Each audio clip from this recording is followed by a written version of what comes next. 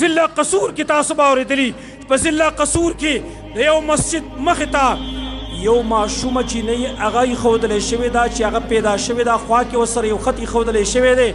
او د مسجد امام ته خط لیکلی چې مولوي صاحب دا چینی ما دلته ایښودلې ده او دا چینی ځان سه سنبال که یا بل یو کس ته ورکړه چې هغه لا اولاد اولاد یې نه وي هغې ته یې ورکړه چې ځان لی غټ کي او چونکې زه زنانه یم ما ته خاوند دمکي راکړې ده که ستا چینی وشو نو ګوره زه تا طلاق ومه لحاظه زه لاړم او دا ماشوم یې تا ته پرېښودله ضلع قصور کې دا واقع راغلی دا د څه وجې نه دا واقع راځي دا د جهالت د وجې نه دا واقعات راځي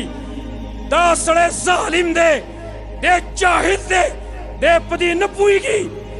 چې د جنۍ په تربیت باندې الله جنت انسان له ورکوي نبی صلی الله علیه وسلم فرمایي زما نبي وایي چا چې د دوو لوڼو یا د دوو خویندو تربیت وکړو زما سو په جنت کې داسې راسئ دا دواړه ګوتې اوچتې کړې دا سړی جاهل دی په دې باندې که ده ته دا پته وی ده به خپله ښځه نه مجبوره کولی والله عالم چې د دې زړه د دې ښځې په زړه باندې به کمې تڼاکې ختلې وي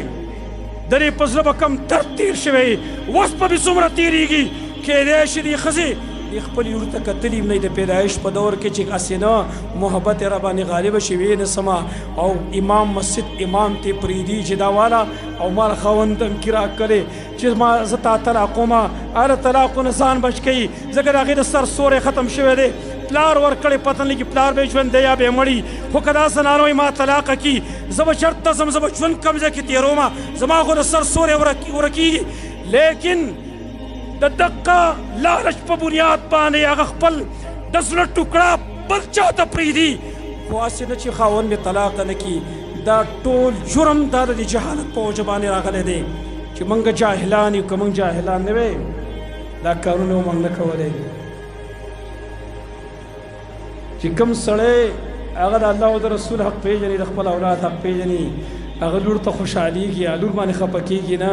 هغه د لور تربیت ته خوشحالېږي چې زما د جنت د ګټلو یو ذریعه پیدا شوه یو سبب پیدا شو خو دته حدیث ته دي معلوم دته حدیث نه دي معلوم چې د لور د تربیت څومره عظیم فضیلت دی الله خو ویلي ولا تقتلوا اولادکم خشیة املاق خپل اولاد دوله کې د یرې د وجې نه مه وژنئ چې دوله کې نه یریږئ دې د وجې نه یې مه وژنئ موږ تاسو له رزق درکوو هغې له رزق ورکوو موږ